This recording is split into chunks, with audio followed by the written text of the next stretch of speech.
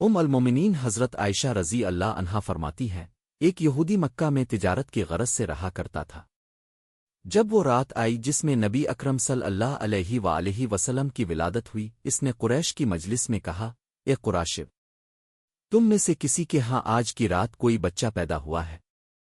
انہوں نے کہا، نہیں، خدا کی قسم، ہمیں کچھ معلوم نہیں ہے۔ اس نے کہا، اللہ اکبر، بہرحال ایک موقع تو تم ضائع کر بیٹھے ہو، لیکن اب میں جو کچھ تمہیں بتا رہا ہوں اس کو یاد کر لو۔ اس رات اس اخری امت کا نبی پیدا ہوا ہے۔ اس کے دونوں کندھوں کے درمیان ایک نشانی ہے جس میں گھنے لمبے بال ہیں جیسا کہ گھوڑے کی کلغی ہوتی ہے۔ وہ 2 راتیں دودھ نہیں پائے گا کیونکہ ایک جن نے اپنی 2 انگلیاں اس کے منہ میں ڈال رکھی ہیں جس کی وجہ سے وہ دودھ نہیں پی سکتا۔ لوگ اس مجلس سے نکلے تو اس یہودی کی گفتگو اور جو اس نے خبر سنائی اس پر بہت حیران ہو رہے تھے۔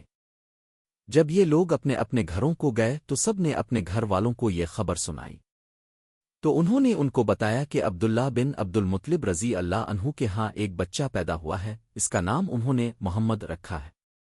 پھر لوگ ایک دوسرے سے ملے اور بولے، کیا تم نے یہودی کی بات سنی ہے اور کیا تمہیں اس نومولود کی ولادت کا پتہ چلا ہے؟ یہ سب لوگ یہودی کے پاس آئے اور اس کو بتایا کہ وہ بچہ پیدا ہو چکا ہے۔ اس نے کہا، مجھے بھی وہاں لے چلو، میں بھی اس کی زیارت کرنا چاہتا ہوں۔ تو لوگ اس کو ہمراہ لے کر حضرت آمنہ رضی اللہ عنہا کے گھر جا پہنچے اور حضرت آمنہ سے کہا، یہ بچہ ہمیں دکھائیں۔ انہوں نے حضور صلی اللہ علیہ وآلہ وسلم کو ان کے سامنے کر دیا۔ انہوں نے آپ کی پشت مبارک سے کپڑا ہٹایا تو اس نے مہر نبوت کی زیارت کر لی، تو وہ یہودی غش کھا کر گر گیا۔ جب اس کو افاقہ ہوا تو لوگوں نے کہا، تیرا ستیاناس ہو، تجھے کیا ہوا؟ اس نے کہا، خدا کی قسم، بنی اسرائیل کے ہاتھ سے نبوت جاتی رہی۔ اے قراشو، تم پر کرم ہو گیا ہے، تم خوشیاں مناؤ۔ خدا کی قسم، وہ تمہیں ایسا غلبہ دلائے گا جس کی خبریں مشرق سے مغرب تک جائیں گی۔ اس دن یہودی کی گفتگو سننے والوں میں یہ لوگ بھی شامل تھے: حشام بن ولید بن مغیرہ، مسافر ابن ابی عمرو، عبیدہ بن حارث بن عبد المطلب۔ اس وقت عتبہ بن ربیعہ بنی عبد مناف میں سے نوجوان لڑکا تھا اور قریش کے دیگر بہت سارے لوگ موجود تھے۔